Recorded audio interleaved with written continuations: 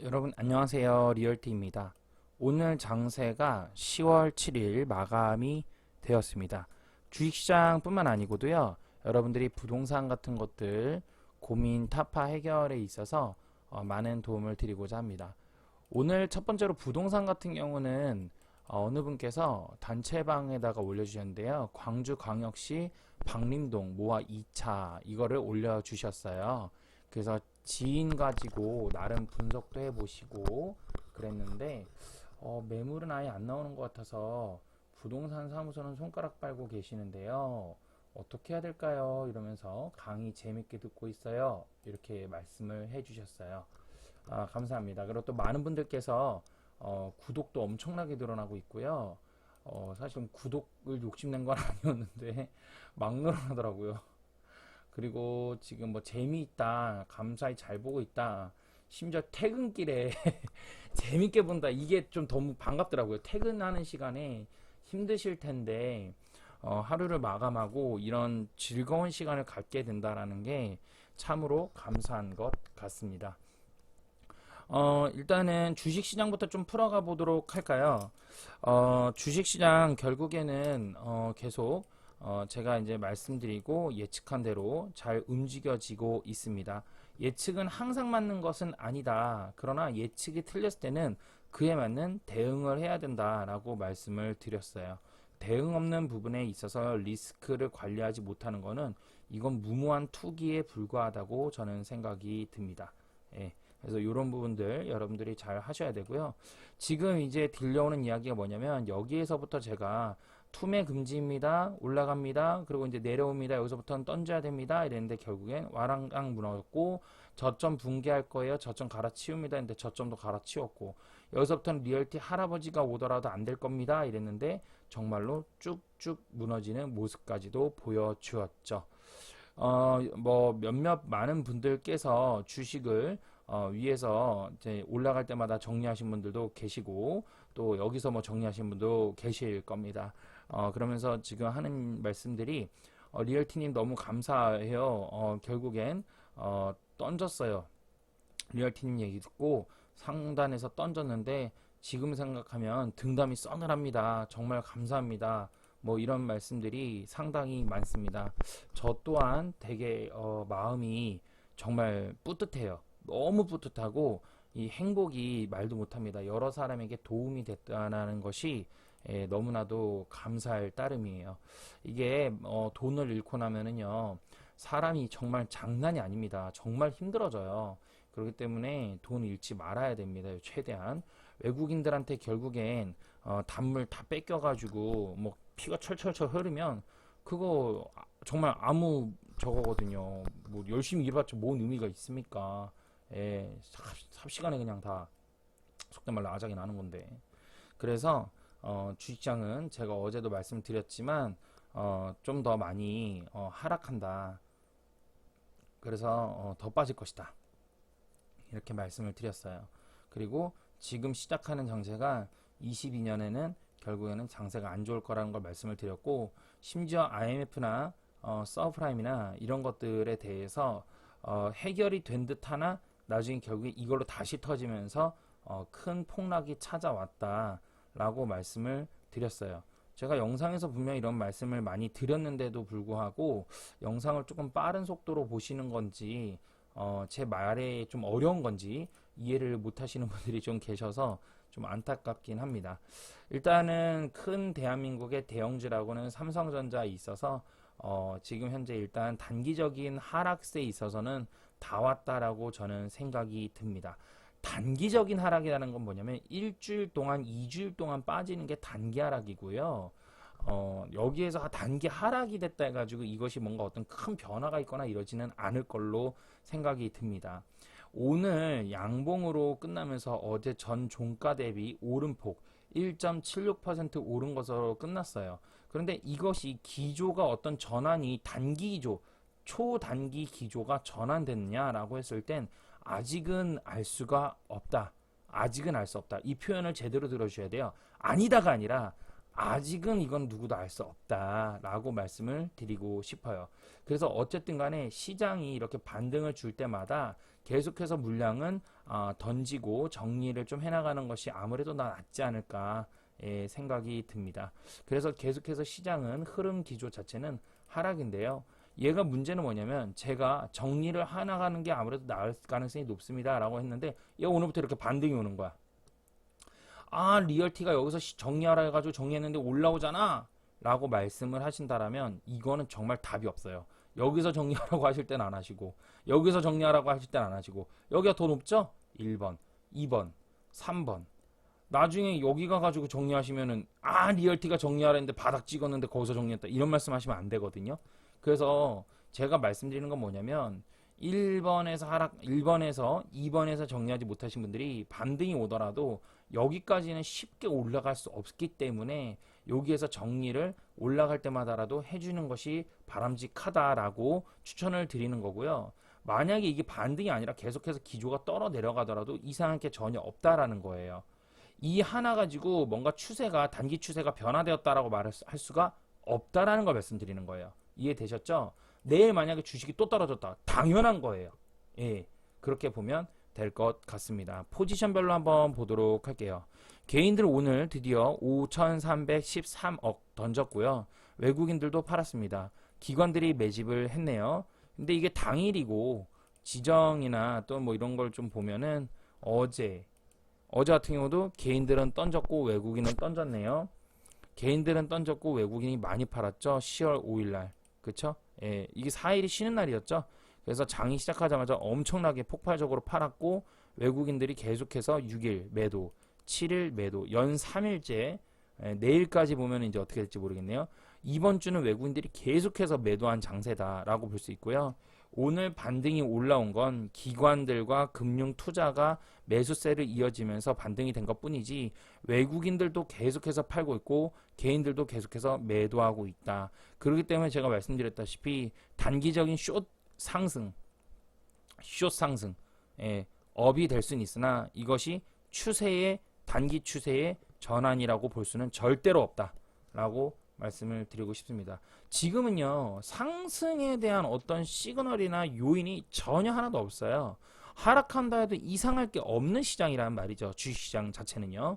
그 상태에서 이번에 또 보니까 만기가 10월 달이죠. 옵션 만기네요. 선물옵션 동시 만기는 저번 달이었고 10월 14일이 만기인데 10월 14일 기준으로 봤을 때 만기 손익으로 봐서 금융투자나 이런 쪽들은 상승으로 가도 그만, 올라도 그만, 내려가도 그만, 오르든 내리든 상관없이 수익 구조를 만들게끔 포지션을 짜놨어요.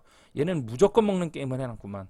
그러니까 금융투자 애들이 개인과 외국인에 있어서 기관에 있어서 외국인들의 포지션이 여기서 갑자기 급반등이 올라오든 급 하락이 되든 상관없이 펀딩 애들은 운용사 애들은 수익을 내는 구조로 잡아놨습니다.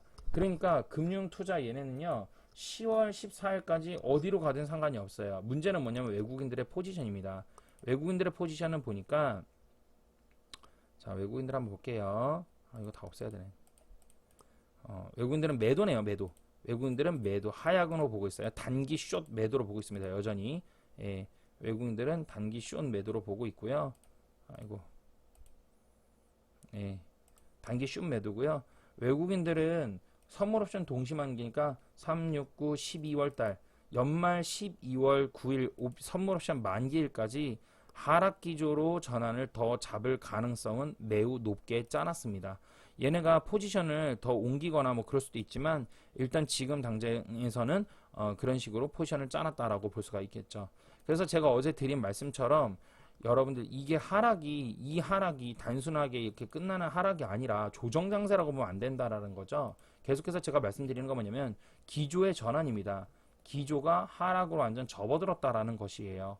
심리도 지수로 봤을 때 12개월 중에서 한 1년이 12개월이죠. 12 중에서 최소한 12분의 9, 75%가 상승이면 75%의 하락이기 때문에 여기서 빠져서 시작을 했기 때문에 75%, 즉 9개월 동안 빠져야 된다는 얘기고 9개월 동안 빠지는 거에 있어서 음봉이 9개가 출현해야 되고 양봉은 제로로 만드는 시장, 이게 양봉, 즉 빨간색이 나오면 그것은 또이또이입니다.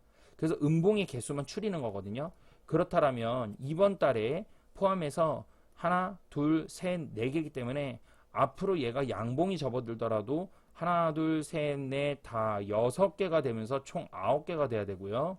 이번 달에 음봉이어도 다음 달에 양봉 반등을 준다 한들 5개월 동안 더 빠집니다. 들었다 빠질 땐 더 세게 빠지기 때문에 개인들은 이때다 싶어서 추가 매수를 할 테고 거기에다가 외국인들은 물량을 전부 다 떠넘기는 초유의 사태가 터질 가능성 또한 매우 제 경험상으로 높습니다. 그렇기 때문에 앞으로도 5개월 정도는 더욱더 하락할 것이다. 5개월 하락하기 때문에 내년 장세까지 본다라는 거예요. 내년 중순까지는 주식시장은 절대적으로 무조건적으로 안 쳐다보는 것이 상책이라고 저는 생각이 듭니다. 여기에서 그렇다면 양봉으로 다시금 막 치고 올라갈 만한 그런 부분이 되느냐? 절대 그런 건 나올 가능성은 희박합니다. 10%에 육박합니다. 만약에 제 예측이 틀렸다 이럴 경우 만약에 제 예측이 틀렸다 이러면 이게 여기에서 하단까지 일단 무너졌다가 바닥 찍고 올라가야 되거든요. 시간이 꽤 걸립니다. 물량 소화 과정이 그렇게 간다 하더라도 그때 가서 기조가 이렇게 되네요. 대응합시다 이렇게 천천히 움직여가도 수익을 내고 돈 버는 데는 아무런 문제가 없다라는 것이죠. 2760선까지는 얘가 지금 2950이죠. 2760선까지 내외 플러스 마이너스 30포인트 내외까지는 주식시장은 계속해서 연속으로 조정이라면 안 되죠. 하락을 맞이할 수 있는 가능성이 매우 높다. 왜 그런가요? 간단해요. 지지선이 여기 있거든요. 매물 집단이. 그냥 막 얘기하는 게 아닙니다. 그냥 무대뽀로 여기에 간다 안 간다 이런 얘기하는 게 아니고요. 매물대 다 보고선 하는 얘기입니다. 여기에선 반등이 올 수 있겠네요. 그렇다면 다음 주에 가서 하락하고 반등이 올라오게 된다. 이렇게 볼 수 있겠죠. 그 반등 올라왔다가 이렇게 갈 가능성이 높은데 3000선은 한 번은 더 회복시켜 주지 않을까라는 기대는 있지만 3000선에서 3000 중반선까지는 가기는 쉽지 않을 걸로 봅니다. 예. 여러분들 우리가 망각을 하면 안 되는 게 투자에 있어서 까먹고 잃어버리면 안 됩니다. 3000선 무너지기 전에는 뭐라고 얘기를 했을까요? 3000선은 지킨다. 3000선은 지킨다. 3000선 무너지니까 와우 3000선 무너졌다. 어쨌든 계좌에 돈 깨지는 건 아무 변화가 없습니다. 돈 깨졌다입니다. 그렇기 때문에 여러분들 올라갈 때마다 물량 조심히 조절해야 되고요. 개인들이 지금 무조건 매도를 하고 있는데 참 잘하고 계신 분들도 많네요. 개인들 중에서도 잘하고 계시는데 이제 문제는 뭐예요? 이게 깨지고 나서 이제 막 올라가요. 다시 반등으로. 그때 따라간다는 거예요. 이 깨진 거를 이게 지금 깨진 거를 따라간다는 거예요. 따라간다는 거. 그게 문제예요. 지금 기관들이 지금 손해가 나고 있는 상황일 텐데 기관들이나 금융투자자들이 운용회사들이 이거를 단순하게 손해를 볼까요? 복수를 앞으로 올걸? 언젠가는요. 한바탕 복수 심하게 할 겁니다. 물론 개인들도 지금 윗단에서 잡은 물량을 던지는 거라서 손절 끊어내는 사람들이 많다는 얘기거든요. 예, 근데 금융기관들이 이걸 가지고 가만두지 않습니다.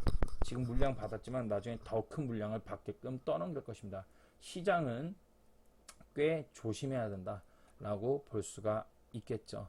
자, 주식시장은 여기까지 하도록 하고요. 부동산 시장 보도록 하겠습니다. 부동산에서 오늘 질문 올라온 곳은 광주광역시 박림동입니다. 광주광역시 박림동을 볼 텐데요. 먼저 광주부터 보도록 하겠습니다. 전라북도 광주광역시, 네, 광주광역시, 네, 여기입니다. 여러분 이제 전국을 제가 임장을 수도 없이 많이 다녔어요. 거의 다 다녔어요. 근데 임장을 다니면은요, 전국에서 이제 광역시 기준입니다. 광역시 기준으로 제일 못 사는 소득이 낮은 이렇게 표현하겠구나. 못 산다 이거보다 소득이 낮은이라고 표현할게요. 근데 소득이 낮다라는 표현보다도 광역시 치고는 조금 너무 좀 많이 떨어지는 사실이니까 소득이 낮은 동네가 어디냐면 바로 광주라고 저는 봅니다. 광주. 예. 그러면 광역시 중에 소득이 제일 높은 데는 어디입니까? 예, 맞습니다. 울산입니다. 울산은 오죽한 말이 있어요. IMF도 안 왔다는 말이 있어요, 옛날에. 예, 실제로 그랬어요. 그래서 광주 광역시인데요. 그만큼 소득이 낮고 전국으로 제가 다니면서 외제차가 제일 없는 비율 제가 볼 때는 광주입니다. 예. 이런 식으로 좀 봅니다. 근데 광주 같은 경우는 이제 광주 하면은 이제 당연히 뭐 구로 따지면 그 광산구, 그죠? 뭐 이런 데가 히트인데, 오늘 질문 온 데는 뭐냐면 박림동이라는 곳입니다. 먼저 광주가 보니까 앞으로 향후 입주에 대해서 현재 21년도인데요. 내년 되면 입주 물량이 어느 정도 좀 있네요. 지금까지 흘러왔던 물량보다 월등히 더 거의 더블에 육박하는 물량이, 입주 물량이 쏟아지기 시작을 하고요. 그리고 내년 후년 가서는 조금씩 더 줄어드는 모습입니다. 먼저 기간별로 보는 광주광역시에 대해서 보도록 하는데요. 미분양이 어느 정도 있는지를 먼저 좀 보도록 하죠. 광주광역시 가보겠습니다. 광주광역시 미분양은 없어요. 예, 미분양은 없는 상황인데요. 전세 물량 같은 경우는 어느 정도가 있냐면, 전세 같은 경우는 좀 어느 정도 좀 있어요. 특히 그 모아 아파트 같은 경우는 좀 있습니다. 근데 이게 있는데 관건은 뭐냐면 한 3개 그 정도 있을 걸로 보거든요. 지금 그 정도로 보이는데, 다 저층 물량이 많이 나와 있어요. 그리고 이 광주광역시는요, 특이한 거가 뭐냐면 네이버에서만 조사하시면 안 됩니다.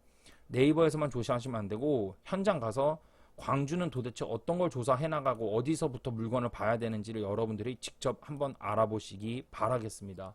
제가 여기서 많은 걸 이야기를 하다 보니까 여러분들이 앉아서 듣기만 하고 공부를 안 해. 그래서 광주에 대해서 어느 정도만 공개하고 여러분들이 공부하실 수 있도록 유도하는 것입니다. 89년도 6월 1일 날 지어진 아파트네요. 세대수는 꽤 되는데요. 구축 아파트예요. 1층에 물건이 있고 7층에 물건이 있는데, 보니까 가격 차이가 넓죠? 간단했어요. 제곱미터 차이가 났어요. 큰 평수와 작은 평수. 질문 올려주신 분께서 큰 평수인지 작은 평수인지를 얘기를 안 해주셨어. 큰 평수인지 작은 평수인지를 얘기를 안 해주셨어. 그래서 작은 평수 같은 경우 매매가 지금 이런 식으로 있고, 전세 같은 경우도 매물이 없어요. 전세는 근데 되게 재밌는 게 뭐냐면, 전세 매물이 좀 더 많아요. 매물보다도 실제로. 예, 꼭 네이버 기준이 아니더라도. 그래서 전세 매물은 좀 있다, 이렇게 보여지는데요. 전세 클릭을 해서 봤더니 이 주위에는 이렇게 없어요. 그래도 광주가 이제 좀 많이 나아진 게 뭐냐면, 광주가 네이버를 한 4년 전만 하더라도 안 했거든요. 근데 요즘 많이 좋아졌습니다. 그래도 광주에서 이제 많이 이 네이버를 활용하시고, 다들 광주 부동산 사장님들이 이렇게 하고 있습니다. 그래서 어쨌든 간에 전세 물량이 이 근처에는 계속해서 없는 모습이다. 많이 없어요. 실제로도 뭐 이렇게 볼 것도 아니고 실제로도 별로 없습니다. 전세는. 그런데 문제는 또 재밌는 게 뭐냐면, 여기가 광주가 많이 올랐다는 거예요. 여기도. 예, 이 모아 아파트 박림동도 많이 올랐습니다. 그동안. 그리고 구축 아파트예요. 얘가 되게 오래된 구축 아파트인데, 구축 아파트들도 실제로 많이 올랐어요. 그동안. 예. 그렇다고 해서 그러면 안 오르느냐? 그렇지 않습니다. 안 오르지는 또 않아요. 오르고 있고요. 앞으로 광주는 계속해서 조금 더 쥐어짜서 오를 가능성이 전 높다고 보고 있습니다. 그렇다고 해서 또 광주를 그러면 투자로 막 들어가세요, 이렇게까지는 좀 무리한 지금 액션이 취해질 것 같습니다. 그래서 내가 지금 소유하고 있는데 광주를 지금 매도를 하고 싶은데 이거를 어떻게 해야 될까요? 또는 아니면 소유하고 있는데 앞으로 향후 전략은 어떻게 해야 될까요? 이런 것을 물어보신다라면, 보유하고 일찍 사신 분께서는 더 들고 가셔도 괜찮지만, 근데 이 들고 가는 거가 그렇다고 해가지고 2년을 더 들고 가세요, 이렇게 말하는 것도 되게 무리일 것 같아요. 제가 볼 때는 뭐 1년 정도, 1년 내외, 이렇게 말씀드린 거 맞네요. 플러스 마이너스 1년 내외에서 수익이 난다면 어느 정도에서는 실현을 해주면서 관망하는 자세로 가야 된다. 내년 되면은 제가 볼 때는 조정이 오거든요. 내년에 조정장이 온다고 봐요. 저는 광주가. 왜냐면 입주 물량도 더군다나 쏟아지기 때문에 지금 장 느낌도 딱 그래요. 제가 그동안 여러분, 제가 이거 하니까 뺏겨가지고 열심히 공부하시고 뭐 나름 해보시더라고요. 예, 좋습니다. 예, 그런 것도 좋은데 이게 여기 안 나오는 것도 많아요. 여러분들. 근데 뭐 어떤 저만의 어떤 그 노하우, 그죠? 돈으로 살 수 없는 그런 거죠. 베테랑적인 노하우. 그러니까 여러분들 많이 해보셔야 돼요. 이 경험이 되게 무서운 거거든요. 그래서 광주 같은 경우 내년에 조정이 올 수도 있지 않을까 저는 생각이 들어요. 그래서 광주에서 그러신 분들은 물량을 조금 조심히 챙겨주는 것도 고민을 한번 해보실 필요가 있고요. 새 아파트에 현재 입주가 내년에 들어오는 것들에 대해서 피가 어떻게 되고 있고 분양 상태가 어떤지를 조금 더 면밀하게 조사하는 방향으로 가본다면 좋을 것 같습니다. 피가 많이 붙었다면야 땡큐, 근데 P가 다른 거보다도 덜 붙었거나 좀 미비하거나 취약해. 그렇다면 매도를 고려하시는 것도 나쁘지 않겠네요. 질문을 해주신 분들께 너무나도 감사를 드리는데요. 조금 더 구체적인 질문을 메일이나 뭐 이런 걸로도 카톡으로도 받으니까 해주시면 감사하면서 마치겠습니다. 리얼티였습니다.